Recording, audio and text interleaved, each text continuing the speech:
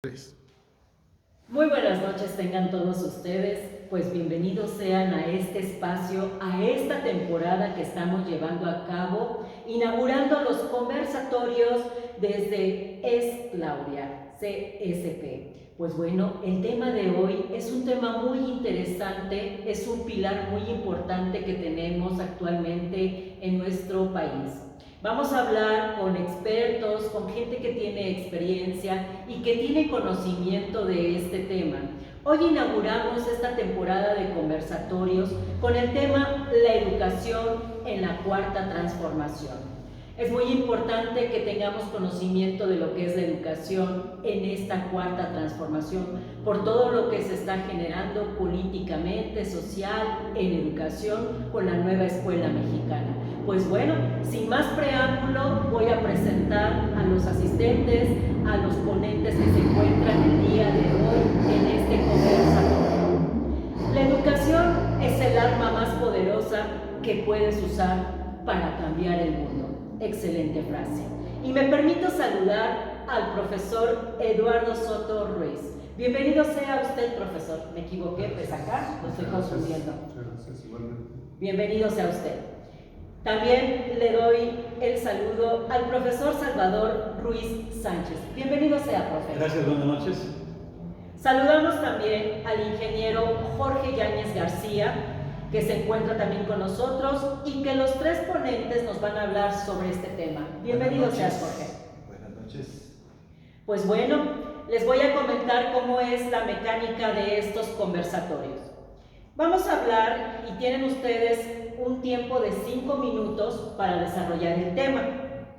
Ya después lo estaríamos viendo en el mismo ejercicio que se lleve de este conversatorio y daremos una réplica de 2 minutos. En función, reitero, si es necesario que lo manejemos en abarcar más información a este contenido del tema que tenemos en educación. Son 3 ejes muy importantes que quiero comentarles a los participantes, donde donde van a desarrollar ustedes el tema de la educación. El primer rubro o aspecto o el primer bloque que vamos a desarrollar en este conversatorio va a ser la educación de ayer, es decir, el eje tradicionalista de la educación. En el segundo bloque, nuestros participantes van a hablar sobre la educación desde la perspectiva humanista, es decir, desde la propuesta que nos ofrece el presidente Andrés Manuel López Obrador. Desde esa visión vamos a desarrollar el tema de la educación con este sello del humanismo. Y para finalizar este bloque de conversatorios con el tema la educación en la cuarta transformación, vamos a hablar, o más bien nuestros ponentes nos van a hablar sobre la educación con la proyección y experiencia académica que trae la coordinadora, la doctora Claudia Sheinbaum. Pues bueno, vamos a arrancar. ¿Preparados están todos? Así es. Excelente, me parece muy bien. Pues bien, vamos a darle el uso de la voz al profesor Eduardo Soto y pido a nuestro técnico que nos apoye con el tiempo, al buen compañero Eliot Justo, que se encuentra, ya saben, Eliot siempre se encuentra en la parte del staff, donde nos está apoyando desde la perspectiva y el manejo de la tecnología. Pues bueno, si nos puedes apoyar, compañero, con el minuto, los 5 minutos, te lo agradeceré mucho. Pues bueno, vamos a dar inicio con este tema, con la educación en la cuarta transformación, desde Es Claudia CSP. Adelante, compañero. Bien, pues antes que nada, ¿verdad? Buenas noches, muchas gracias por la invitación. Y bueno, debatir, ¿verdad? Un tema como la educación y cualquier otro de los asuntos que pueden ser de una competencia necesaria y obligada en el contexto actual de nuestro proceso de transición a una democracia real, yo creo que es urgente y necesario poderlo compartir, poderlo aclarar, toda vez que la educación pues significa, ¿verdad?, la conducción, la dirección, el buen acompañamiento, ¿verdad?, de las personas, de los sujetos, de los ciudadanos. Y recordaba, ¿verdad?, ahorita precisamente que la cuestión escolar, ¿verdad?, en un punto importante, ¿verdad?, del desarrollo de la sociedad, pues se consideraba hasta cierto punto digamos, una cuestión, si no clave, ¿verdad?, oral dentro de una estructura, ¿verdad?, de una sociedad, de un gobierno, de un Estado, pues era considerada también, ¿verdad?, como un principio en el que pues, los niños, ¿verdad?, sobre todo, ¿verdad?, los adolescentes, los jóvenes, mujeres y hombres, pues tendrían que atender, ¿verdad?, porque el futuro, ¿verdad?, el futuro siempre mediado, ¿verdad?, por el saber, siempre mediado por la ciencia, ¿verdad?, y por el conocimiento, pues siempre fue un elemento, un factor determinante, ¿verdad?, para el desarrollo, el progreso, pues de una comunidad, ¿verdad?, de una familia, o de un pueblo, de un país, de una nación. Y entonces la exigencia, ¿verdad?, la exigencia vendría siempre siendo clave, ¿verdad?, decía, para que pues mínimamente se perfilara, ¿verdad?, hacia un futuro, hacia un progreso, o hacia una transformación o un desarrollo, ¿verdad?, tanto las personas como la sociedad o las familias a las que pertenecían los sujetos, porque en todas las sociedades, ¿verdad?, hay experiencias o ha habido experiencias educativas y que necesariamente, forzosamente, pues tienen que ver también con su cultura, ¿verdad?, con lo que ellos han aprendido, con lo que ellos representan, con lo que ellos han creado, con lo que ellos, en cierta manera, tienen a bien considerar como sus productos, ¿verdad? Entonces, desde el punto de vista cultural, pues la educación resulta un bien público, ¿sí?, para una comunidad de comunicación, para una comunidad lingüística, y en ese sentido, ¿verdad?, pues todo gobierno, ¿verdad?, toda representación política, pues debe de tener en cierta manera, ¿verdad?, una consideración sobre este asunto, ¿bien?, decía yo, ¿verdad?, como prioridad, ¿no?, como parte de una agenda de gobierno, y sobre todo se trata, ¿verdad?, de un gobierno democrático. Ahora, atendiendo pues a lo que podemos representar o significar, ¿verdad?, como una educación tradicional o tradicionalista, digamos de entrada, ¿verdad?, se considera o se cree, ¿verdad?, que este proceso tradicional o tradicionalista pues era un saber cerrado. No había contacto con el mundo externo, contacto con la realidad, y era en cierta manera un saber enclaustrado.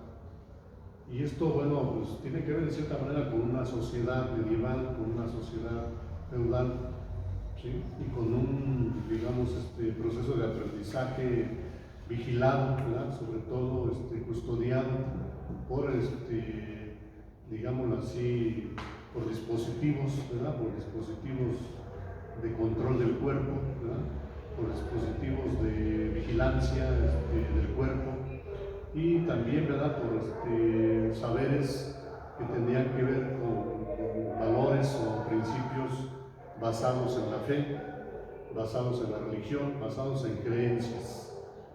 No quiere decir esto que la educación tradicional no existiera, ¿verdad?, saberes también, por decirlo de alguna manera, científicos o filosóficos. Sí lo existieron, pero estaban supeditados o subsumidos a la religión o a los aspectos teológicos.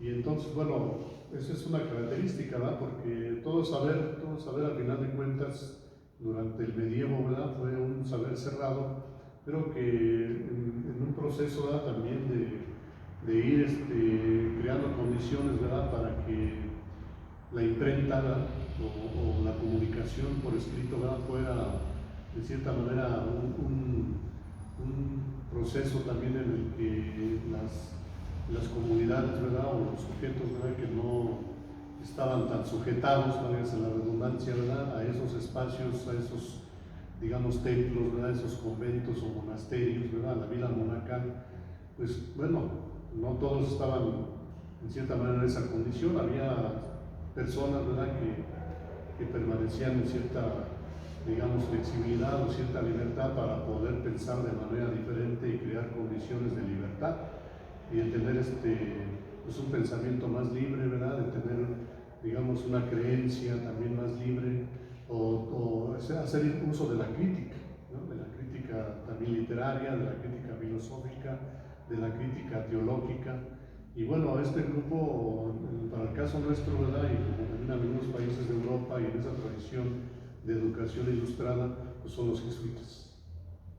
Los jesuitas son los principales, ¿verdad? Ordenados, para el caso también de la Nueva España, ¿verdad? Que llegan a finales del siglo XVII y que, bueno, pues también tienen que, al final de cuentas, el proceso, ¿verdad? Después de la Ilustración, no solamente en España, ¿verdad? En Francia, también en la Nueva España, pues son expulsados.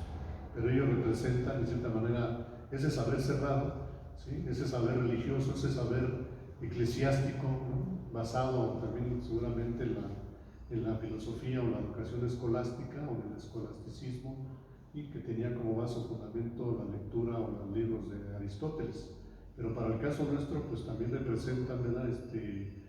Digamos, un grupo, ¿verdad? O un sector, ¿verdad? Que laico, ¿no? También en algún momento digamos que se compromete con la educación superior. Y eso, bueno, para nosotros también fue significativo, sobre todo para el grupo criollo, que va a enfrentar la independencia nacional, o la lucha por la independencia nacional. Un reflejo importante que tiene en ese momento, tuvo en su momento la independencia con este sentido de crítica, ¿no? El generar otra situación de pensamiento. Pues bueno, muchas gracias, profesor Eduardo. Daremos uso de la voz al profesor Salvador Ruiz. Adelante, profesor. Bien, hablar de lo que teníamos es una falsedad. Hay que hablar de lo que tenemos. La transformación educativa no es una realidad todavía. Estamos entrando a un nuevo paradigma, a un nuevo constructo social, ideológico. Lo que sí hay que decir es que la educación se encuentra en crisis. Y el modelo que está en crisis es el modelo individualista. Es el modelo donde impera la concepción positivista de lo que debe ser el funcionamiento social. Y por supuesto, en esa concepción individual, cada quien se rasca como va pudiendo, y esto hace concepciones muy egoístas, no solidarias y no el compromiso de generar cambio. ¿Qué es lo que está en crisis? La parte de lo establecido, la parte de lo que ya se construyó. Eduardo hablaba de algo muy importante, de cómo se fue constituyendo esta concepción pedagógica de educación, de repercusión ante la sociedad, y cómo llega un momento en el siglo XX donde va generando una concentración de poder. Cuando hablamos de educación, hablamos de grupos de poder, y los grupos de poder lo que mejor saben hacer es privatizar, y estaban privatizando prácticamente todas las áreas del saber y del conocimiento. Lo otro es que existía desde la parte corporativa, desde la parte sindical, un control del magisterio. Vanguardia revolucionaria de Joquitú Barrios, después con la maestra Elba Ester, se encargaron de mantener que todas las cosas se hicieran muy conservadoras, que no se tuviera un aspecto crítico de cómo se encontraba la educación. La misma Universidad Nacional se aburguesó, la misma Universidad Nacional con el Politécnico y hasta la Metropolitana se hicieron conservadores, ya no generaron la actitud crítica del sentido educativo. Por eso es importante reconocer la importancia que hoy tiene la política, la nueva estrategia de generar algo distinto que se llama, o que estamos llamando, la nueva escuela mexicana. Bien, muchas gracias. Pues sí, es muy importante lo que nos comenta el profesor Salvador Ruiz, esta postura que toma la maestra ante este sentido de negar el estado crítico, porque ya lo vimos hasta dónde la crítica puede abrir mentes para crear otro estado de conciencia, que es el segundo bloque. Vamos a hablar de lo que es la perspectiva humanista que trae el presidente Andrés Manuel López Obrador. Pues bueno. 3. Bueno, pues quiero darle la bienvenida al profesor Faustino de la Cruz, que también va a estar participando con nosotros en este conversatorio con el tema de educación en la cuarta transformación. Bienvenido sea, profe. Muchas gracias. Bueno, pues vamos a darle ahora el uso de la voz a nuestro profesor. Ya le puse profesor Jorge. Al ingeniero Jorge Yáñez. Somos profesores de la vida también, ¿verdad? Y eso también se merece porque lo dijeron muy importante hace ratito, lo comentó el profesor Eduardo y también lo comentó el profesor Salvador. La educación se da desde esta parte que traemos como individuos. Yo creo que ese contenido que traemos humano es la complementación que le vamos a dar en esta parte académica del tema que estamos desarrollando en este conversatorio. Pues bueno, vamos a darle el uso de la voz al ingeniero Jorge Yáñez. Muchas gracias. Muchas gracias, maestra. Hacer una aclaración. Efectivamente, mi formación es ingeniero mecánico con especialidad en máquinas termohidráulicas. Pero bueno, el tema del profesor tiene también su razón de ser, porque estuve en el magisterio 36 años. Entonces tenemos un poco de experiencia y es la que pretendemos en este momento transmitir a todas aquellas personas que en este momento nos están viendo. El tema de la educación es un tema, el tema es muy importante, pero es muy importante de cómo se ha venido desarrollando. Y bueno, pues yo les voy a hablar un poco de mi experiencia, cómo es que yo veía la educación cuando inicié mis primeros años en la escuela. La escuela en aquel entonces era una escuela en donde el actor principal era el maestro y los padres de familia un tanto estaban ausentes de ese proceso educativo.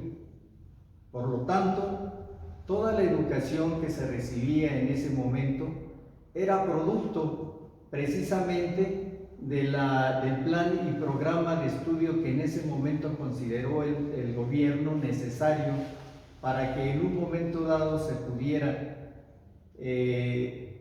cultivar obviamente todas las artes, las ciencias, y bueno, pues es así como se inicia este proceso.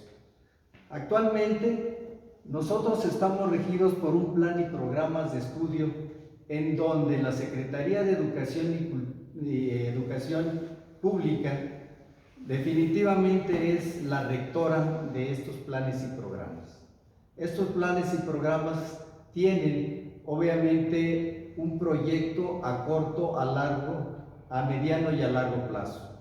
Ahí es la importancia de que actualmente no solamente los maestros tienen la obligación moral de enseñar, sino que también los padres de familia deben de participar. Así también, pues todas aquellas instituciones que de alguna manera se dediquen a este tema. Es importante resaltar que hay dos proyectos, el proyecto de escuelas privadas y el proyecto de escuelas públicas. En el proyecto de escuelas públicas están todos aquellos alumnos que de alguna manera han tenido la oportunidad de obviamente estar en una escuela que es auspiciada por el gobierno. Y este gobierno, a través de los planes y programas, ha diseñado una serie de currícula en donde está contemplado lo que pretende el gobierno hacer para buscar en la población un estado de bienestar a través del conocimiento. Definitivamente la idea del gobierno es incorporar a todos los niños, jóvenes y adultos a un proyecto de bienestar que obviamente sea duradero. Eso es lo que yo siento que era la educación tradicional. Actualmente se han incorporado algunos factores importantes como son las tecnologías. Obviamente la educación tradicional pues no contaba con este tipo de herramientas, cosa que obviamente había una gran desventaja con relación a la educación que actualmente tenemos ya con las nuevas TICs. Es por eso que ahora es muy importante la participación de una sociedad, ya no tanto de un maestro, un padre de familia, sino la sociedad en su conjunto. Sí, es cierto. Fíjate, Jorge, que estaba recordando en este momento cuando mencionaste de esa educación tradicional, ¿no? Yo tenía, y tengo a la fecha todavía, mi máquina Olivetti verde. Cómo era muy diferente ese sistema de educación. Pero sin embargo se pueden rescatar muchas cuestiones de ahí. Había otro proceso de enseñanza con ese mecanismo que tenían esos instrumentos. Algo muy diferente que se vive y que se palpa con las tecnologías. Porque hay un mal hábito que tienen los alumnos actualmente, que es el corto y pego, sin tener conocimiento del desarrollo de contenido que se está llevando. Pero bueno, me lleva hasta el pasado, unos 5 años atrás. Está bien. Muchas gracias. Pues bueno, vamos a darle el uso de la voz al profesor Faustino, que nos hable un poquito, profe, desde su punto de vista, esta perspectiva que hay de la educación tradicional. Adelante. Bien, muchas gracias. Buenas noches. Primero dibujaría que tiene que ver con los contextos sociales. La educación en México se genera precisamente después de la Revolución, que cuando empieza a darse el auge o el interés del Estado y bueno, nace la Secretaría de Educación Pública. Por ende también pues, el contexto social, pues, México era un país rural. Y es ahí donde el gobierno empieza a generar los mecanismos para que se generen las normales, las instituciones formadoras de maestros, y el enfoque prácticamente es en abatir pues, el grave rezago que se tenía, y en consecuencia estos se fueron generando de acuerdo a las condiciones de distancia, de infraestructura, y el normalismo como tal tuvo una importante participación en este desarrollo del país. Obviamente tampoco había innovación tecnológica. Entonces, la educación se desarrolló en ese contexto, y fue en el periodo del general Lázaro Cárdenas cuando se le dio mucho auge al tema educativo. Fue cuando surge, por ejemplo, el Instituto Politécnico Nacional, fue cuando nacen se privilegia el tema de las normales rurales, los albergues indígenas, y fue como un gobierno con una tendencia de izquierda enfocado a apoyar la educación pública y de los que menos tienen, fue la forma de cómo la educación en México fue pues enalteciéndose, fue robusteciéndose, pero caímos en un bache ya en el tema cuando se da el neoliberalismo. Entonces ya se dan los movimientos sindicales, se politiza el tema de la docencia, del magisterio, surge el Sindicato Nacional de Trabajadores de la Educación, que se convierte todo en un ala corporativa política del priismo, y bueno, se fue perdiendo la esencia que tenía la educación pública, y empieza la tendencia de privatizar la educación. Entonces, no salimos de lo tradicional en una forma progresiva, sino que siguió avanzando, y tácitamente se cae entonces en el esquema del neoliberalismo, donde prácticamente se privilegia que la educación se convierta en una mera mercancía. Eso yo diría que contrasta con lo que hoy el gobierno de la 4T está planteando, ¿no? Recuperar la educación como un eje principal de desarrollo del país, donde se privilegia el desarrollo de los niños, que esta escuela sea nuestra.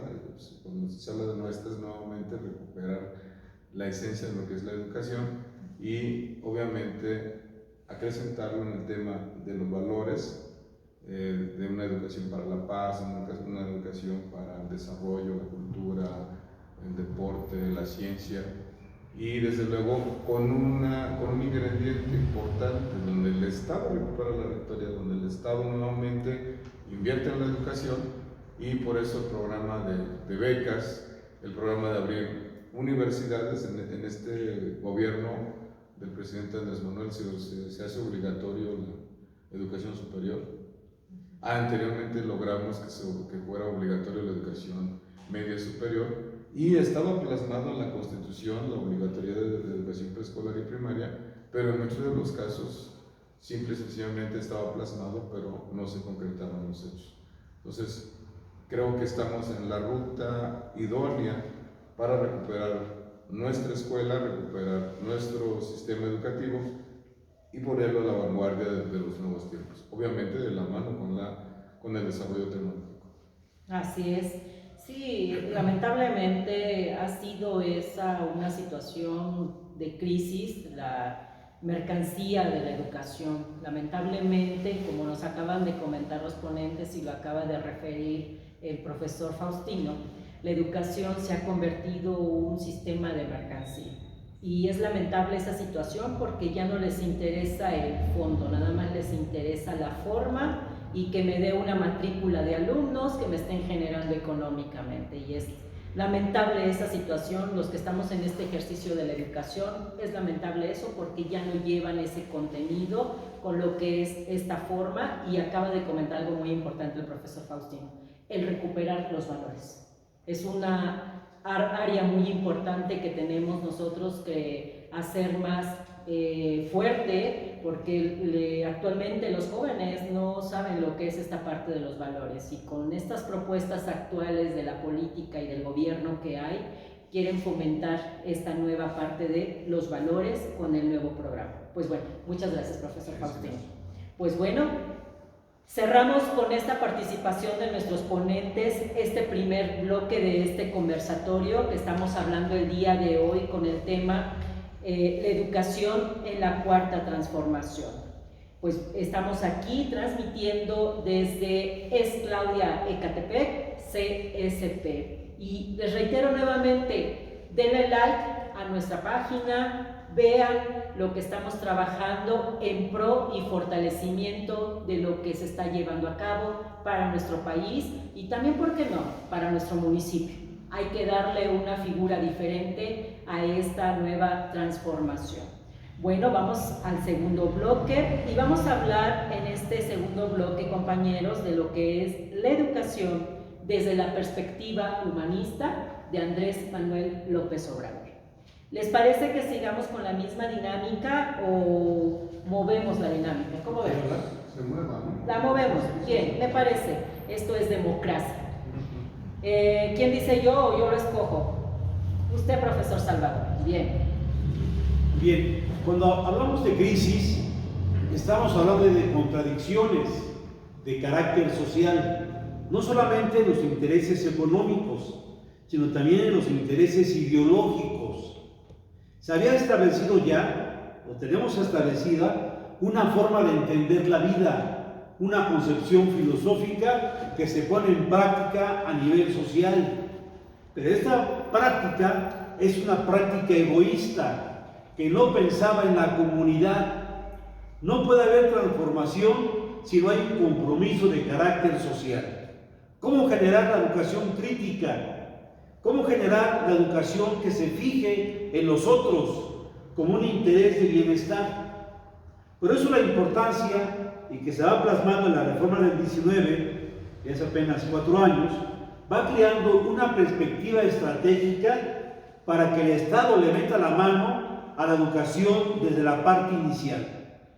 Desde antes de la guardería, desde los meses de nacido, se le pueda generar al bebé ya una nueva forma de atención, de afecto, de cariño, de integración, de sociedad. Porque esta parte está demostrado además que los niños que van a la guardería son mejores ciudadanos, con más desapego, con mejor visión de la vida, con mejor forma de conducta, alejados de los vicios, de esta parte descompuesta de la sociedad. Y bueno, lo primero que tenemos que decir es que había una alta, o sigue existiendo, una alta deserción escolar. Hay una tragedia que yo le llamo al embarazo en la adolescencia como un elemento de deserción.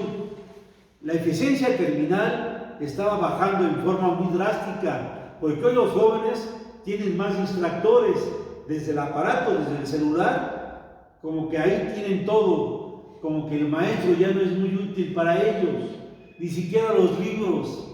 Y esto hace que se genere una comunidad ensimismada. Es un elemento que amenazaba incluso a la convivencia social. Hoy el joven se divierte en los videojuegos en forma aislada. Nosotros, no sé si les tocó a ustedes, el señor Yáñez seguramente, Rocino y Soto somos más jóvenes, pero éramos jugar al burro entamalado, jugar en la parte colectiva al cinturón escondido, que eran prácticas rudas, pero que sí tenían una alta integración social. Había una cosa que se llamaba el tejido, o se llama el tejido social.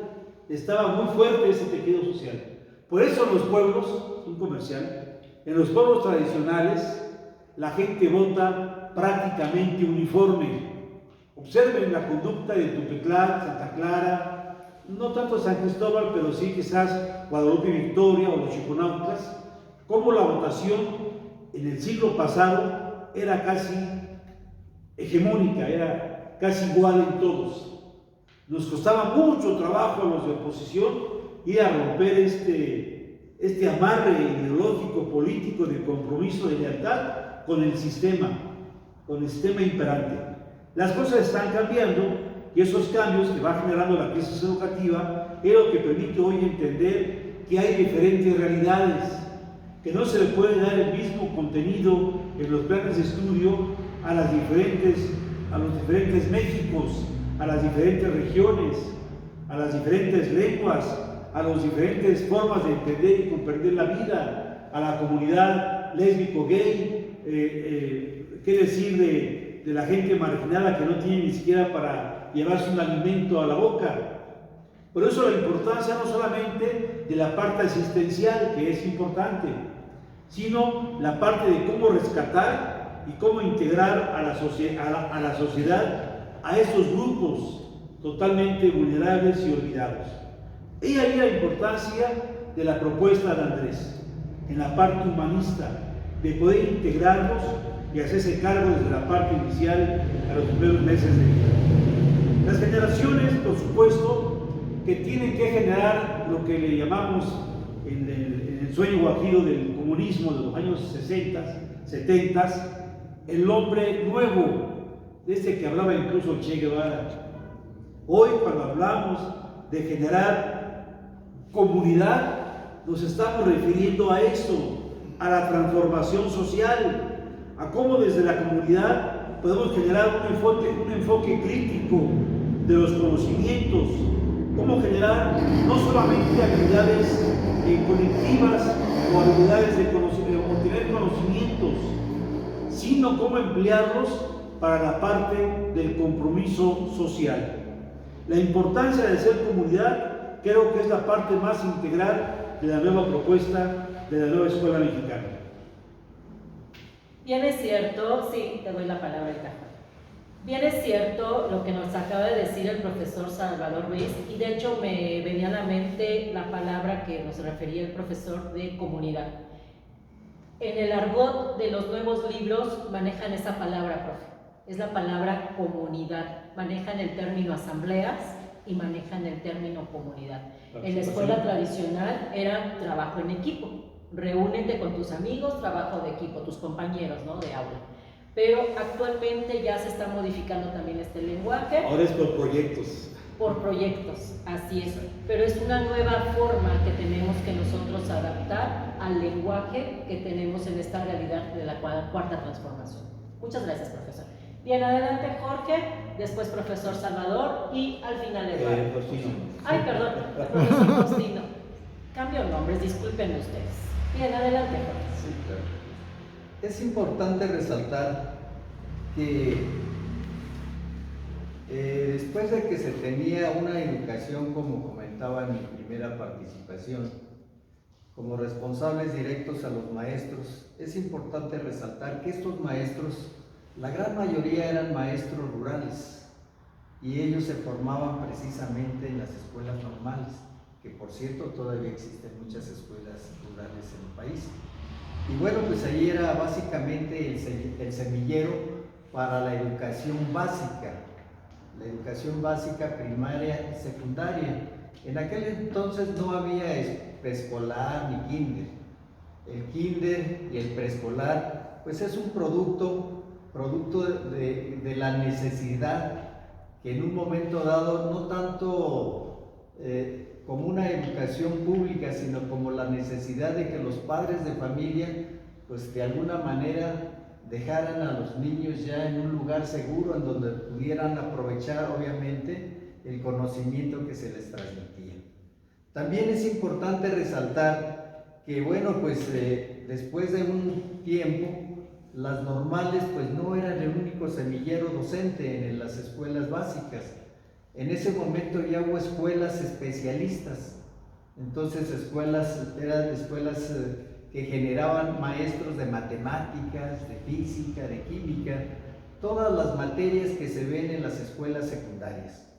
Es importante también destacar que hay dos tipos de escuelas secundarias generales y las escuelas secundarias técnicas. Es importante que nosotros sepamos que en las escuelas secundarias generales, el proyecto, el plan de estudio, fundamentalmente era para preparar a los futuros profesionistas de índole social, de índole médica. Y bueno, en las escuelas secundarias técnicas ahí hubo una modalidad diferente. ¿Cuál era esta diferencia? Esta diferencia era que iban a tener estos alumnos de secundaria un plan dentro de la educación técnico, es decir, formaban técnicos en diferentes especialidades. Había dibujo industrial, secretariado, mecánica, soldadura, máquinas de herramientas, etcétera, etcétera. ¿Cuál era la preocupación de ese momento del gobierno? Que los jóvenes que de alguna manera a temprana edad no pudieran continuar un estudio a nivel superior. Estos jóvenes de escuelas secundarias técnicas salían con un diploma que les garantizaba el conocimiento en cualquiera de las especialidades que ellos en algún momento escogieran. Esto de alguna manera ayudó mucho, porque inclusive muchos jóvenes que salían de la secundaria tenían el problema de qué elegir, hacia dónde ir. Entonces estas escuelas dieron pie a esa formación vocacional para continuar sus estudios. También es importante resaltar que la nueva educación que actualmente tenemos con el proyecto de Andrés Manuel, la escuela humanista, básicamente consiste en ver a los más desprotegidos. Porque vamos a ponerlo en este contexto. En aquel entonces a los alumnos de mejores calificaciones se les daba una ayuda, una beca. Y bueno, ahorita con el nuevo proyecto de Andrés Manuel, obviamente ese enfoque es totalmente diferente. Dado que, bueno, finalmente el hecho de que un alumno fuera el más sobresaliente en una calificación no quería decir que fuera el mejor. Pudiera ser que ese chico a lo mejor tuviera todas las necesidades satisfechas y no así el que sacaba 6 o 7, porque bueno, finalmente no tenía ni para comer.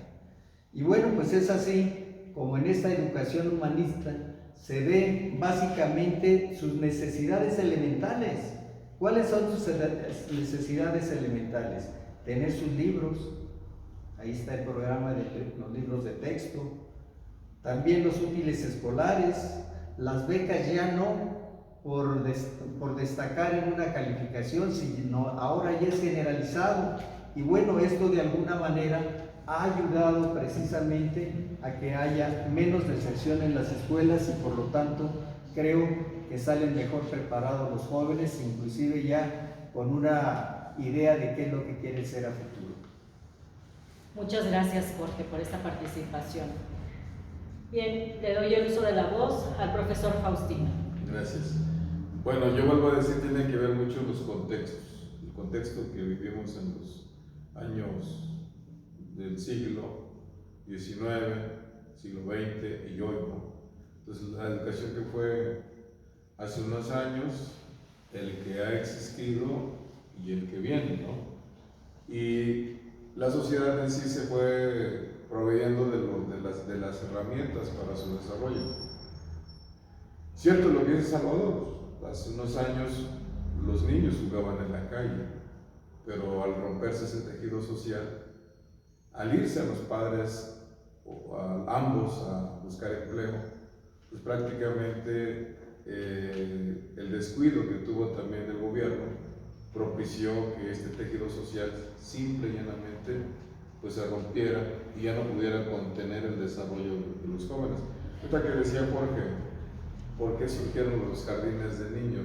La educación preescolar, en cierta forma también tiene que ver, más en este contexto urbano, tiene que ver porque las mamás tuvieron que dejar la casa, el hogar, para ir a trabajar.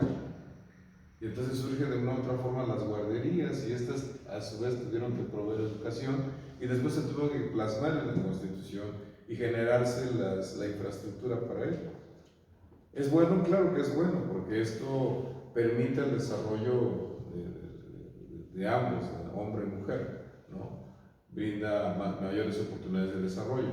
Y el Estado, lo vuelvo a decir, tiene que garantizar la educación desde la niñez hasta que uno logra una carrera. Aquí el tema tiene que ver también con cómo recuperamos, ahora nuestra nueva escuela mexicana, cómo la recuperamos para que precisamente la escuela sea el espacio deliberante, es el espacio de encuentro, es el espacio de desarrollo e identidad comunitaria. Es importante la comunidad. Entonces, en el medio donde uno se desenvuelva, rural, semiurbano o urbano, siempre tiene que existir esta comunicación, siempre tiene que haber comunidad, tiene que hacerse comunidad para que en este contexto se desarrolle de manera conjunta desde la escuela, donde los pequeños reciban la educación formativa, obviamente acompañada de la que reciben desde el hogar y la sociedad, y irse desarrollando para la toma de decisiones. ¿Por qué México vivió un grave retroceso? ¿Por qué en México se implementó el neoliberalismo? Porque el gobierno o el régimen propició esa condición. A los maestros nos quitaron el civismo que pudiéramos impartir, nos eliminaron horas en clases de educación física, por ejemplo, nos quitaron desarrollar festivales, y en consecuencia era cumplir horas, inclusive días de clase. Y los que somos maestros, no significa que porque el alumno esté 8 horas diarias en el plantel, pues que va a tener mejor aprendizaje, ¿no? Sino se le tienen que dar las herramientas, las condiciones y también esta obligatoriedad que tiene el Estado a brindar la educación, pues también tiene que ser a la inversa, como el padre de familia, como los padres de familia se vean obligados realmente a mandar a sus hijos a la escuela, a apoyarles, a vigilar el proceso, a evaluar junto con el maestro y la sociedad los procesos de formación para que tengamos resultados satisfactorios. Porque está bien, hoy se apoya con las becas, pero hay una evaluación, hay una obligatoriedad hacia los tutores. O sea, el Estado tiene que garantizarlo, pero creo que debe haber ciertas condiciones para que realmente tengamos un verdadero avance. Tan solo lo digo, por ejemplo, de que tenemos derechos civiles, ¿no? Los ciudadanos, a los 18 años alcanzamos la ciudadanía, pero si el individuo quiere, o el ciudadano quiere, igual cumpliendo los 18 y hasta que se muera, puede no ejercer su derecho al voto. Y entonces, o sea, esa persona, pues también transita por una calle, esa persona se beneficia de los servicios, ¿por qué no toma decisiones?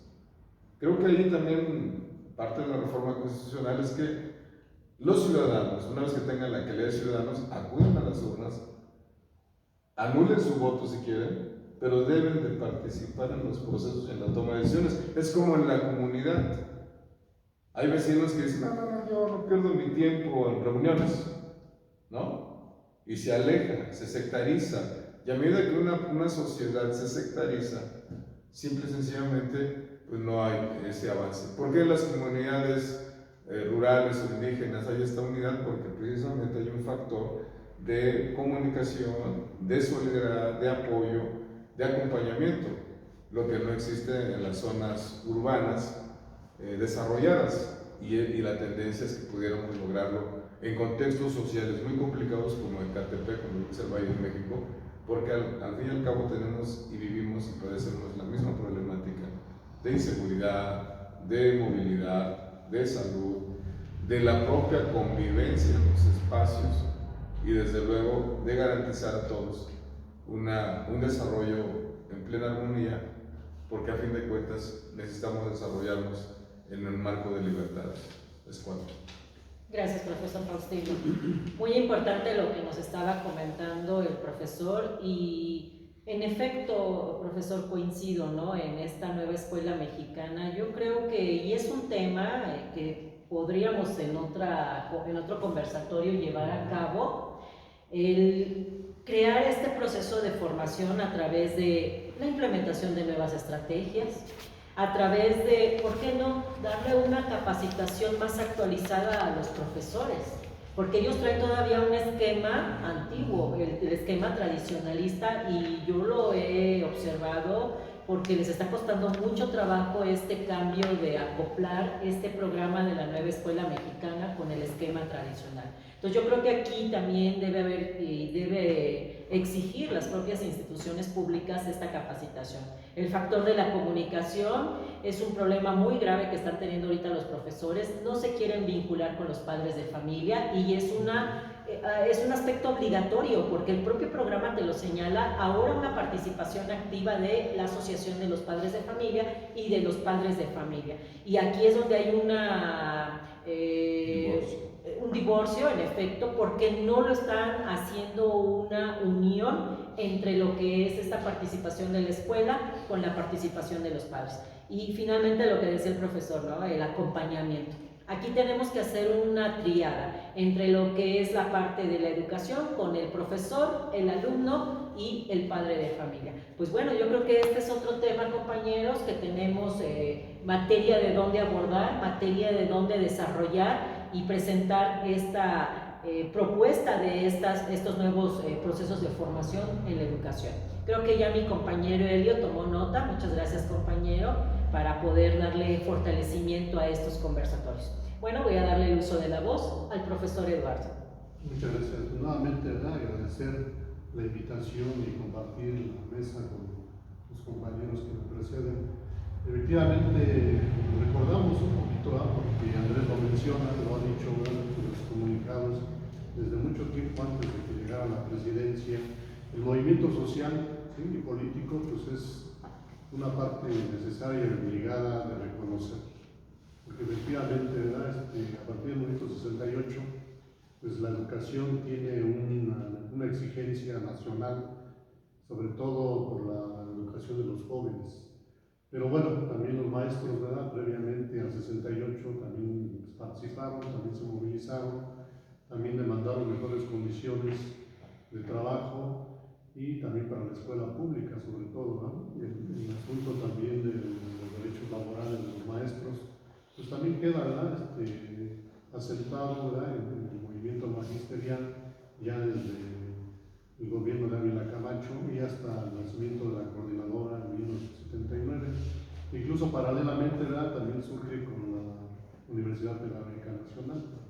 Pero bueno, ahí podemos ver, ¿verdad?, un primer digamos así, inicio, ¿verdad?, de lo que Andrés Manuel estaba planteando desde mi punto de vista, en un reconocimiento, en un acto, ¿verdad?, de que pues somos herederos, ¿verdad?, herederos y ahora sí que privilegiados, ¿verdad?, de la lucha social de muchos compañeros que incluso pues cayeron, ¿verdad?, en la lucha, desaparecidos, ¿verdad?, asesinados, y que él reivindicó, ¿verdad?, en algunos de sus mítines, ¿no?, en el centro de la ciudad.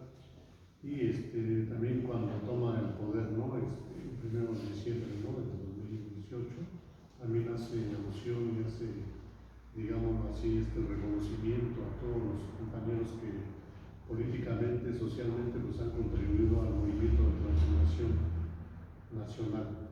Y en ese sentido, ¿verdad? Pues yo ahí veo, ¿verdad? Efectivamente un sesgo, ¿verdad?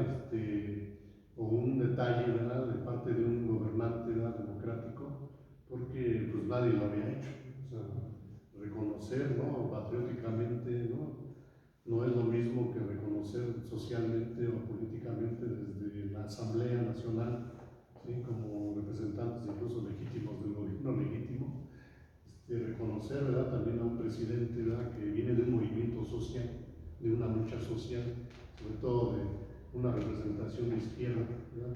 Pues era para nosotros algo, digamos, loable, ¿verdad? Y algo, pues, digamos, placentero, ¿no? Nos hacía sentir felices, alegres, ¿verdad? Entusiastas, ¿no? Para continuar el trabajo, ¿verdad? Que el mismo y el partido, ¿verdad? Y todos los actores, pues, ahí presentes, pues, nos comprometíamos, ¿no? Nos responsabilizábamos por echar a andar este proceso.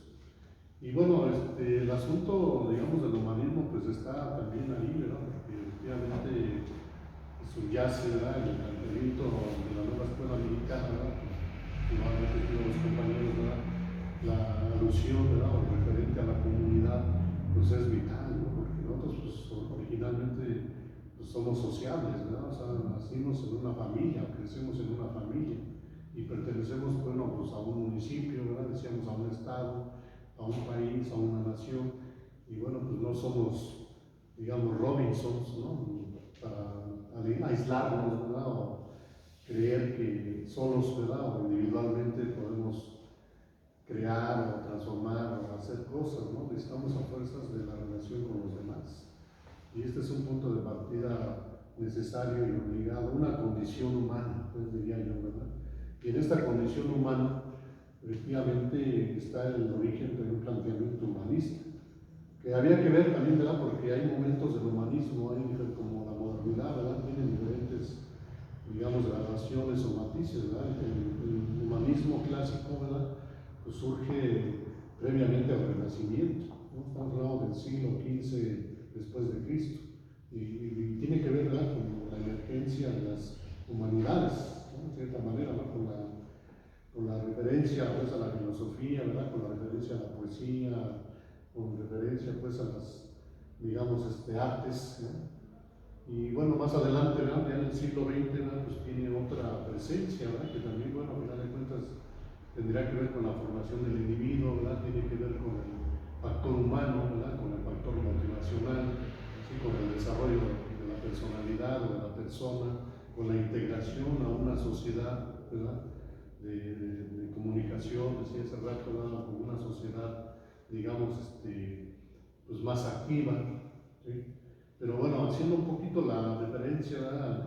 A la escuela, ¿verdad? Como institución escolar, ¿verdad? Que forma al niño, ¿verdad? Como ser humano, al adolescente, ¿verdad? También como ser humano, o al joven también como ser humano y como ciudadano, como dice Faustino, ¿verdad? Con derechos y obligaciones que debían de ser efectivamente ya parte de esta, digamos, planteamiento constitucional, una obligación, ¿verdad? El que, digámoslo así, no se quede sin ejercer su derecho, ¿verdad? Porque pues hay, ¿no? Hay libertades, ahora sí, y eso también tendría que verse reflejado en una responsabilidad, ¿no? Civil, una responsabilidad política. Pero también, digámoslo así, un poquito va para hacer la diferencia entre lo que una escuela, ¿verdad? Digamos, tradicional y una escuela como la escuela mexicana que pues no es tradicional, está proyectada, digamos, a futuro, ¿verdad? Está proyectada a crear condiciones de identidad, ¿verdad? En un pueblo, en una comunidad, a lo mejor ahorita infantil, ¿verdad? Porque pues también ahí son los principios, ¿verdad? Pedagógicos, pero también está en el nivel, digamos, no solamente básico, sino el nivel también medio superior y en el nivel superior. Entonces, eso es una manera de cómo el sistema educativo nacional pues, puede también perfilarse, ¿sí? Hacia lo que nosotros como mexicanos, ¿verdad? Como lo haría el alemán en algún momento, el francés, ¿no? La ilustración, o el italiano, así digo yo, en el siglo XV o XVI, el español en el siglo de oro, y bueno, los Estados Unidos, ¿no? También en el siglo XX, ¿no? Buscando siempre condiciones o creando condiciones para su desarrollo.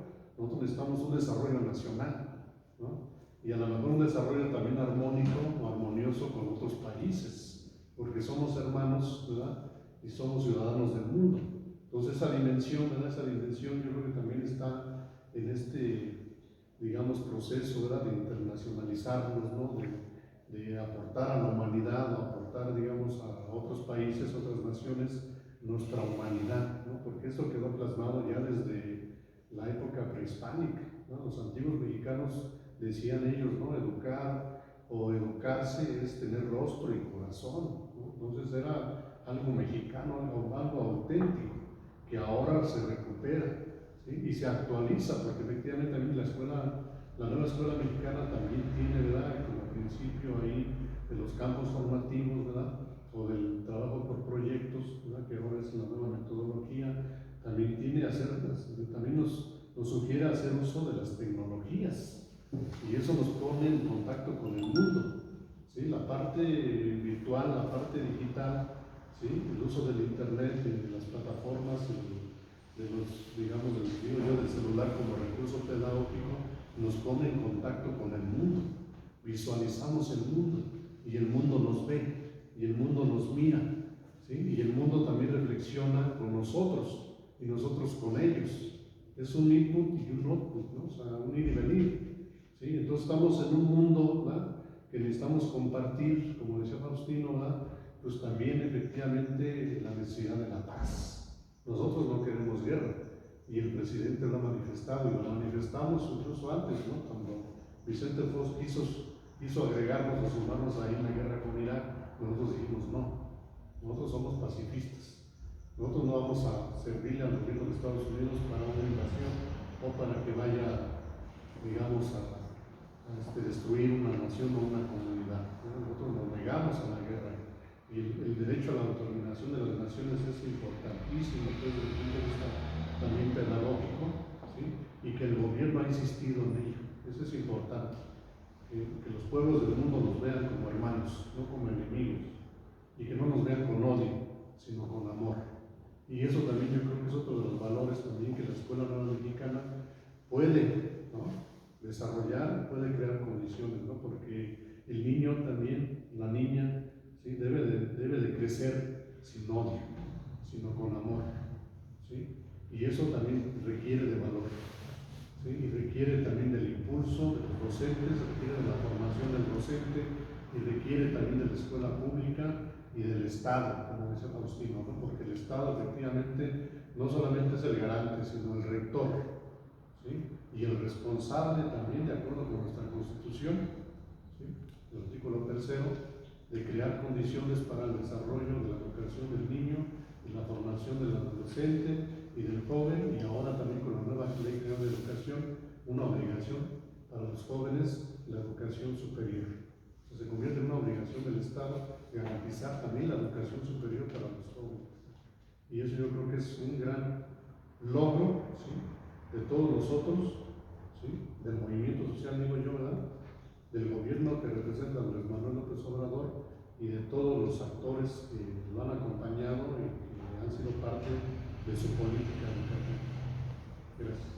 Muchas gracias, Eduardo. Pues sí, efectivamente lo que nos acaba de comentar Eduardo es esta parte de la condición humana con esta esencia de la combinación de las tecnologías que nos permite dimensionar estas perspectivas que tú hablabas, ¿no? Y pues finalmente el factor de unidad, y es algo que traen los nuevos libros. Los libros están en un lenguaje de inclusión, los libros manejan esta parte del lenguaje tolerancia, paz, respeto y unidad. Entonces yo creo que tiene contenidos muy importantes que van en función de esta retórica del humanismo. Bueno, pues vamos a dar paso a la última parte que tenemos de este bloque, de este conversatorio, y vamos a hablar en esta última proyección lo que es la educación con la experiencia de nuestra coordinadora como docente académica, de la doctora Claudia Sheinbaum. ¿Quién da uso de la voz? Sí. Adelante, por favor. Es importante destacar que el enfoque que yo percibo de nuestra compañera, la doctora Claudia Sheinbaum, es temas fundamentales como es la autosuficiencia. En ese tema de la autosuficiencia, pues tenemos la alimenticia, la educativa, la tecnológica y la científica. Es importante destacar, de que nosotros en el pasado, en el aspecto alimenticio, nuestra tecnología era muy rudimentaria. Utilizábamos el arado. Imagínense, todavía con esa tecnología a la fecha, pues la verdad es que todo lo tendríamos que importar. Tuvimos que importar tecnologías para el cultivo del campo. Tuvimos que meter tractores, tuvimos que meter sembradoras, obviamente cosechadoras, etcétera, etcétera. En el tema alimenticio, pues definitivamente tuvimos que aprender y tuvimos que generar escuelas, como obviamente la escuela de Chapingo, en donde obviamente tenemos agrónomos y especialistas en todo lo que es el cultivo agropecuario.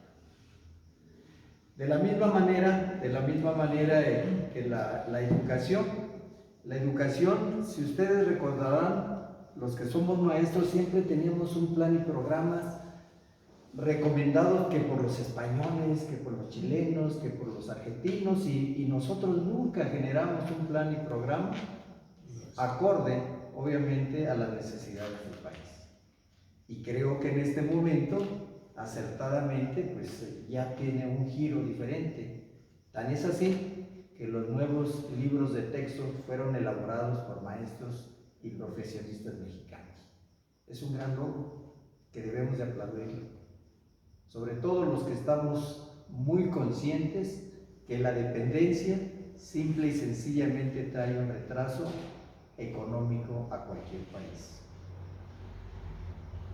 En lo tecnológico, pues definitivamente pues también es importante destacar que en el pasado pues tuvimos otros países, no que nos invadieron, simple y sencillamente recibieron concesiones, por ejemplo, para extraer el petróleo, para extraer todos los minerales. Y bueno, pues actualmente creo que al menos en el tema de la extracción del petróleo tenemos a los mejores técnicos del mundo. Nosotros somos especialistas y qué bueno que se ha implementado esta parte, porque no es posible, siendo un país petrolero, no tener la tecnología suficiente para obviamente transformar ese producto, que dicho de paso, pues realmente si no tuviéramos este recurso, no sé en qué situación estaría este país con una demografía tan alta. Entonces toda esa tecnología ya la tenemos, y no solamente en el tema de la extracción, sino también en el tema civil. Tenemos empresas muy importantes, por decir alguna, y que suene a comercial, por ejemplo ICA, que obviamente es una empresa de la construcción que hace desde un puente hasta la construcción de una refinería. Entonces eso también es una parte muy importante que en el nuevo proyecto de nación de nuestro presidente Andrés Manuel López Obrador nos da también autonomía. Y no se diga de la energía. Tener una autonomía energética nos da la libertad de poder negociar comercialmente con cualquier país socialista, capitalista, el que querramos, el que más se adapte a las condiciones de acuerdo a nuestra normatividad, y obviamente en donde nuestro país pues no tenga las mayores ganancias, sino que sean equitativas las ganancias. En el aspecto científico, pues también tenemos grandes avances actualmente, y bueno, tenemos la experiencia que en esta pandemia que desgraciadamente tuvimos, pues ya hay por ahí la iniciativa de generar nuestra propia vacuna. Entonces todo este tipo de cosas es producto precisamente del nuevo proyecto de nación que todos debemos de participar y poner nuestros mejores esfuerzos para que este país sea y ocupe el lugar que debió de haber tenido desde hace más de 40 años. Tener autonomía en todos los aspectos de la vida cotidiana. Gracias. Muchas gracias, Jorge. La autosuficiencia, un factor muy importante en la nueva escuela mexicana. Gracias. ¿Quién dice yo, compañero? ¿Faustino? Sí. Adelante, profe. Bueno, claro que tiene un enorme reto conducir el proyecto de continuidad del proyecto de nación. Y esto implica, uno, plantearse como eje fundamental el tema de la educación.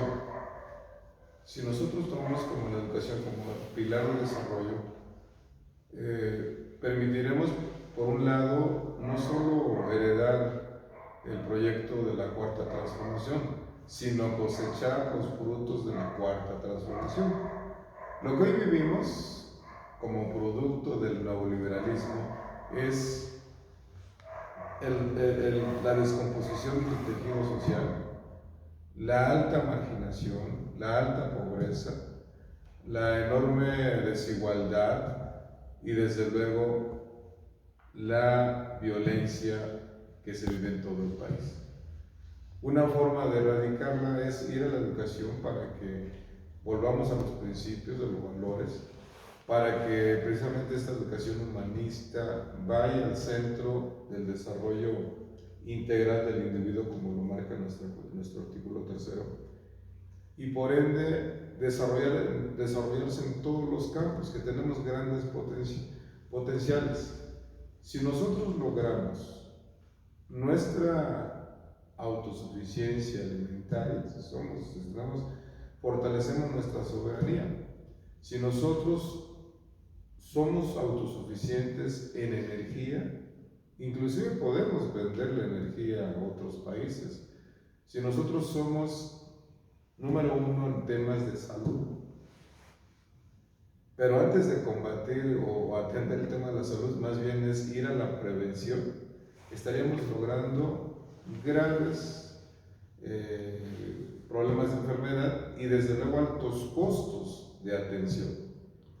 Cuesta demasiado atender el tema de la diabetes en México, somos número uno. ¿Cómo lo evitamos? Pues es no la comida chatarra en las escuelas. Evitar que en las familias consuman Coca-Cola. O sea, es de veras nuestra sociedad, desde el último rincón del país, el producto número uno que se consume en la ciudad mexicana es Coca-Cola. Cuando pueden acudir a las aguas frescas naturales, ¿no? Y entonces, ¿cómo rompemos la herencia que por producto nos dejó el universo? El alto consumismo, el desperdicio de alimentos cuando en otros lados se carece, el tema del individualismo, el tema de la desigualdad, ya lo dije, en salud. No todos acceden al sistema de salud.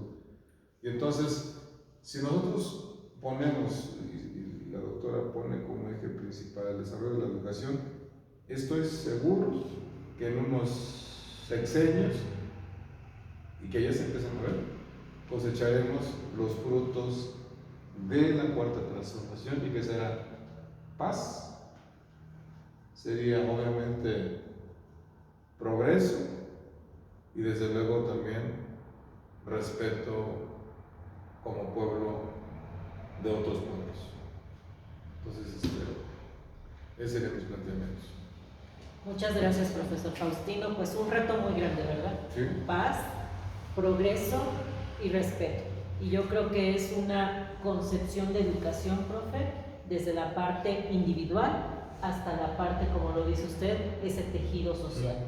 Bueno, pues creo que tiene una tarea muy importante la doctora Claudia y tenemos que apoyarla en ese esfuerzo, tenemos que estar en esta suma de unidad para lograr en pro de las generaciones que vienen venideras. Bueno, vamos a hacer uso de la voz, Eduardo. Sí, muchas gracias. Efectivamente, yo diría que no solamente un reto, ¿verdad?, sino un conjunto de desafíos que seguramente tendremos que ir colaborando, ¿verdad?, porque todos somos responsables, al final de cuentas no podemos dejarle la responsabilidad solamente a una persona.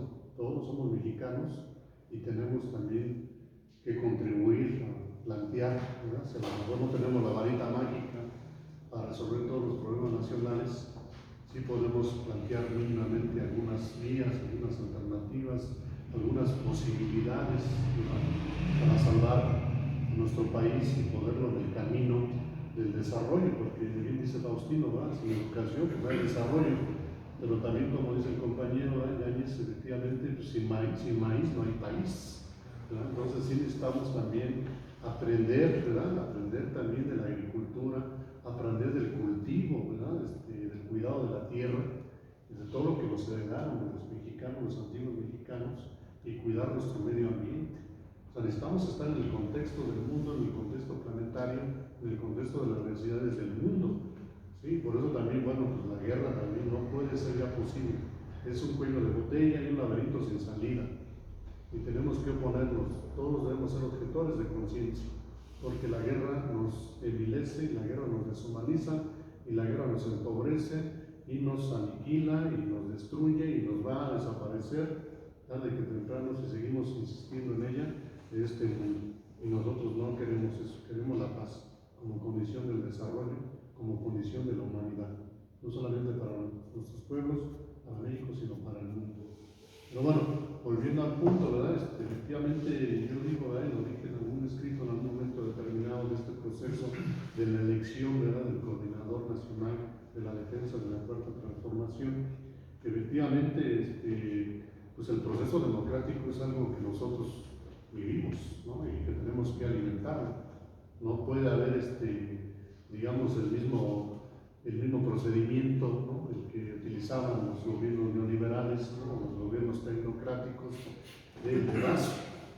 ¿Sí? Y si, bueno, hay hasta cierto punto algunas dudas, ¿verdad?, lo cierto es que se sometió a una encuesta, ¿verdad?, y se sometió a una decisión ciudadana quién podía representar el proceso de elección, ¿verdad?, de la compañera que quedó al final de cuentas, ¿no?, Claudia Sheinbaum, y que efectivamente, bueno, pues ella como científica, como académica, ¿verdad?, pues tiene alguna experiencia, ¿verdad?, y tiene también de dónde poder partir, porque efectivamente quien tiene ciencia, ¿verdad?, y tiene conocimiento, ¿verdad?, y tiene experiencia universitaria o de investigación, tiene un poquito más de claridad de los que no tenemos ese tipo de recursos o ese tipo de medios, porque no hemos participado, digamos, en esos espacios. Pero quien tiene, digámoslo así, investigación, ¿verdad?, conoce la verdad, ¿no?, y conoce, digamos, por dónde podríamos, ¿verdad?, avanzar en un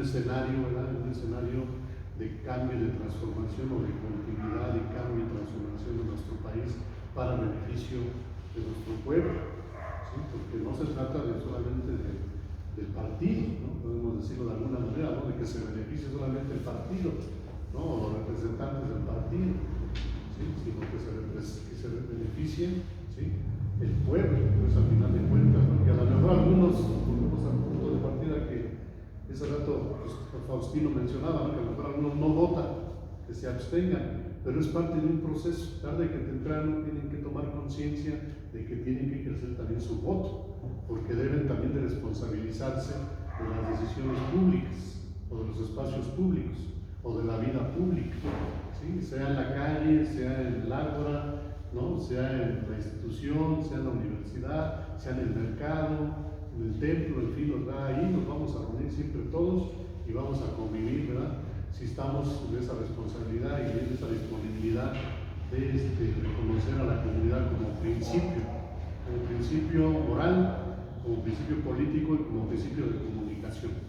Entonces yo digo efectivamente, ¿verdad?, los retos y los desafíos a lo mejor serán muchos, pero tenemos que contribuir con nuestro granito de arena para que esta transformación se siga impulsando, ¿sí?, y se siga considerando de manera incluyente, ¿verdad?, al mayor número, porque efectivamente la democracia consiste en eso, en incluir al mayor número de ciudadanos, de personas, de mujeres, y una cosa importantísima que yo creo que también es necesario, ¿verdad?, que en este gobierno y a lo mejor, ¿verdad?, en el próximo, sea más claro y evidente, ¿sí?, que el grupo indígena, o los grupos indígenas, los grupos originarios de nuestro país, ¿verdad?, tengan por fin ya el reconocimiento que merecen y que se puedan crear las condiciones de desarrollo, ¿verdad?, y de, ahora sí que de seguridad, ¿verdad?, en sus pueblos, porque ahorita están siendo un poquito descuidados y maltratados por el narcotráfico, y eso también yo creo que no puede ser ya tolerable.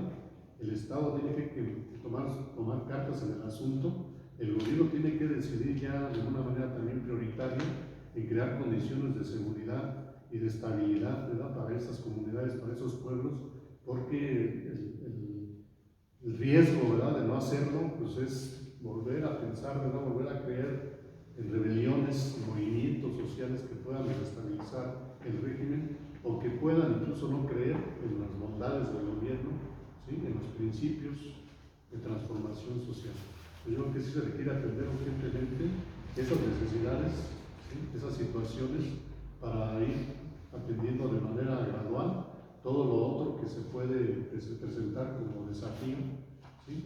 Y efectivamente yo considero, ¿verdad?, que la educación tiene que ser un punto de sensibilidad y un punto de acuerdo, de consenso, ¿verdad?, para generar condiciones de una política educativa más incluyente, ¿sí?, más auténtica, ¿sí?, porque la nueva escuela mexicana así lo está planteando, es una escuela mexicana, es una escuela para nosotros, ¿sí?, y eso sería también, no porque, digamos, la idea de nación, ¿verdad?, o el proyecto de nación sea digámoslo así, muy individualista, ¿verdad?, sino que también tiene que ver, decía hace rato, ¿verdad?, con el compromiso que tenemos con el mundo. Al final de cuentas nosotros también tenemos que aportar al mundo, ¿sí?, y si podemos aportar, ¿verdad?, no un modelo a lo mejor, ¿verdad?, pero sí un planteamiento pedagógico que pueda ser libre, ¿sí?, que pueda ser justo, ¿verdad?, que pueda ser tolerante o incluyente, y que pueda crear las condiciones para el desarrollo no solamente de nuestro país, sino de América, por decirlo así, de América Latina, pues qué mejor, porque no estamos solos, como decía yo hace rato, no estamos solos en el mundo, estamos con otros, conviviendo con otros, viviendo con otros, y de eso también depende nuestro desarrollo y nuestra estabilidad emocional, ¿no? Así es. Gracias. Es una colectividad, es una participación de otros, por eso el sentido de la tolerancia, el respeto, el progreso, la paz. Bueno, pues muchas gracias, Eduardo. Antes de darle el uso de la voz al profesor Salvador, porque estamos finalizando estos 3 bloques de este conversatorio, quiero comentarles a todos ustedes que están siguiéndonos a través de las redes que hay diferentes temas, se van a desarrollar en estos conversatorios diferentes temas, vamos a abordar diferentes perspectivas, vamos a tener más invitados que tienen la especialidad o el conocimiento en cada uno de los temas que vamos a ir desarrollando. Y de hecho ahorita ya surgieron 3 propuestas, salvo lo que considere nuestro compañero Elliot. Me viene a la mente, con base a lo que dicen los ponentes, crear no sé, una temática sobre propuestas alternativas para fortalecer el desarrollo de la educación. También hay otro planteamiento, el espacio público, la recuperación de la participación y la responsabilidad, que lo decían, lo comentaban en materia electoral. Yo creo que hablar un poquito de esa participación ciudadana en el ejercicio electoral sería muy importante, porque bien lo sabemos todos, esta materia electoral es una inversión muy fuerte, es un gasto muy fuerte que se hace para que el ciudadano no acuda a esta parte. Y también permítanme decirles que el Instituto Nacional Electoral bajó también el nivel de estas capacitaciones de la formación cívica hacia esta ciudadanía electoral. Y otro último tema, compañero Elliot, si me apoyas haciendo esas notas, la parte, yo creo que sería importante hablar de los grupos originarios, el reconocimiento, el desarrollo que ellos deben de tener en sus comunidades, libres de estas presiones de los grupos de control, que lo decía el profesor Eduardo, del narcotráfico. Yo creo que hay materia, y les reitero nuevamente, vamos a tener variedad de temas, vamos a tener un abanico de buenas posibilidades para que nos estén siguiendo ustedes en las redes. Es un proyecto que estamos llevando desde #esclaudia, CSP, EKTP. Bueno, para finalizar, le voy a dar el uso de la voz al profesor Salvador Ruiz. Adelante, profe. Qué bueno que ganó la compañera Claudia. y que es la nueva coordinadora de la defensa de la transformación, de la cuarta transformación.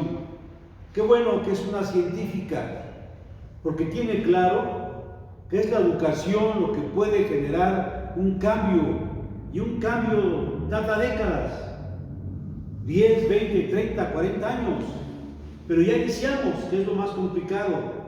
Las cosas se hacen haciéndolas. Y yo lo que espero de Claudia es que siga fortaleciendo a los grupos más vulnerables y darles alimento, incluso en las comunidades indígenas, darles ahí el apoyo de los uniformes, de los espacios, de la escuela de tiempo completo, que siga invirtiendo en la infraestructura de las escuelas, pero que además siga fortaleciendo la labor docente. Una de las principales características de esta nueva escuela mexicana es que revalora el papel del docente, incluso mejora sus condiciones laborales.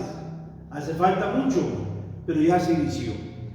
Me parece que lo importante es que se siga vinculando la educación a la comunidad. Dejen de decirles algo. No se requiere ir a la escuela para aprender. Se aprende también en la sociedad, en la comunidad, en las relaciones sociales de cualquier lugar. Pero se requiere certificarse y hay que ir a la escuela. Pero que sea también parte de que la escuela se convierta en parte de la comunidad. Hay que hacer uso de los espacios de estas instalaciones por la tarde para poder hacer integración real de la comunidad. Me parece que es importante que se continúe con este enfoque humanista, con esta actitud solidaria, de compromiso hacia los que menos tienen, por el bien de todos, primero los pobres. Es una filosofía muy fuerte que hay que seguir. Y me parece muy importante este nuevo enfoque pedagógico. Es un nuevo enfoque, una nueva forma en que construye un paradigma y hay que evaluar ahora de forma distinta. Ya no es el examen del conocimiento, ahora no solamente es valorar las habilidades cognitivas del joven, ahora es trabajar con él esta parte de él mismo, que él mismo se conozca, tenga estabilidad, que aprenda a su ritmo, que se integre de una forma adecuada a través del desarrollo de sus habilidades. Me parece que cuando el joven se conoce a sí mismo, se valora a sí mismo, adquiere un compromiso también más fuerte de carácter social, que genera un lazo social muy importante. Me parece que no se trata ahora solamente de que aprenda a cómo debe pensar, sino que se trata también de que pueda tener por qué se piensa así, cómo es que así pienso, no solamente que pienso, es decir, no digerir de forma automática el conocimiento que le están dando, que todo lo cuestione, que todo tenga duda, que no se la crea, que vaya y con su misma curiosidad investigue qué tan cierto es lo que le acaban de decir y cómo se encuentra el estado del arte en todas las áreas del conocimiento. Ojalá tuviéramos muchos científicos en ese aspecto. Me parece que el diálogo es lo más importante que desarrolla la nueva escuela mexicana. Esta forma, decía bien Eduviges, de aprender a comunicarnos. La no violencia es algo, miren, aquí en Ecatepec, uno de los problemas más fuertes es la violencia, compañeros. Sí, la inseguridad, pero la violencia no solamente es afuera de la casa, también se ejerce adentro de casa. Y hay que crear mecanismos tutoriales para proteger a la familia, fundamentalmente a los hijos menores, vulnerables y a las mujeres. Y cambiar ese disco machista que aún predomina y prevalece en la sociedad. Algo importante que claro tiene que seguir impulsando es la adquisición de valores éticos. Esta parte de que nos dé vergüenza tener gobernantes sinvergüenzas, que no los sigamos reivindicando, y dice Andrés, que no pierden nada de respetabilidad, que ahora sea parte del repudio social, que veamos esta parte ética importante de poder tener el valor democrático también de lo que debe ser la sociedad. Y bueno, si no hay comunidad, no hay transformación social. Hay que impulsar liderazgos, hay que impulsar la cohesión social y superar las competencias individuales. ¿Qué es lo que hoy prevalece? La competencia de quién es mejor en el aula. Hoy debe ser cómo nos integramos para poder defender la naturaleza, para que no se siga contaminando el río, que no nos sea indiferente que pase el camión o pase el transporte público echándonos humo en la cara, que sea parte de la indignación para poder hacer algo como sociedad. Por supuesto, hay que reivindicar los principios de la nueva escuela mexicana. Y lo más importante es sentirnos orgullosos de ser mexicanos. Tenemos de las culturas más grandes del universo, de los mayas, que hoy va a tener un realce con el tren. Todo lo que vamos a aprender, lo que estamos aprendiendo, de sentirnos parte de nuestras raíces. Hay que reivindicar, por supuesto, esos valores de la honestidad, del respeto a la dignidad humana, de la cultura de la paz, de la responsabilidad ciudadana, de la participación social, de la interculturalidad y, por supuesto, indiscutiblemente, de la defensa del medio ambiente. Son de los principios, los 8 principios básicos de la nueva escuela mexicana que deben seguir profundizándose con la compañera Claudia. Y ahí, efectivamente, bien decía Eduardo, tenemos que poner nuestro granito de arena. Muchas gracias, profesor Salvador. Pues bueno, nuevamente salió un tema diferente, ¿no? Los mecanismos tutoriales, también ya la noche está cayendo y nos está abrazando el sereno. Mecanismos tutoriales de protección a la familia, sería yo creo un buen tema, donde invitar a un psicólogo que nos hable de este factor, un sociólogo también, ¿por qué no? Que nos haga un planteamiento de esta parte de esta violencia que se vive. Pues bueno, con la participación del profesor Salvador, estamos cerrando estos 3 bloques de la temporada de conversatorios con el tema de la educación en la 4ª transformación. Y seamos la pesadilla de quienes pretenden arrebatarnos los sueños. Che Guevara. Pues quiero agradecer a todos y cada uno de ustedes el que hayan estado con nosotros, que nos hayan compartido su experiencia, su conocimiento, pero sobre todo yo creo que estos conversatorios van a ser una semilla que van a crear este punto de análisis, de crítica y que va a fomentar pues a lo mejor una participación y una reflexión. Y es un proyecto, reitero, que estamos encabezando, estamos desarrollando desde #esclaudia_CSP en Ecatepec. Agradezco mucho que hayan estado con nosotros, agradezco a los ponentes, agradezco a mis compañeros, agradezco a los que están en la parte de allá atrás técnicamente y pues estaremos con ustedes nuevamente en comunicación con un nuevo planteamiento, un nuevo tema. Muchas gracias a todos, gracias Eduardo, gracias profesor Faustino, gracias Jorge, gracias profesor Salvador. Que tengan excelente noche, nos vemos en otro momento de otro conversatorio. Mi nombre es Edwiges Carvajal. Excelente noche, muchas gracias.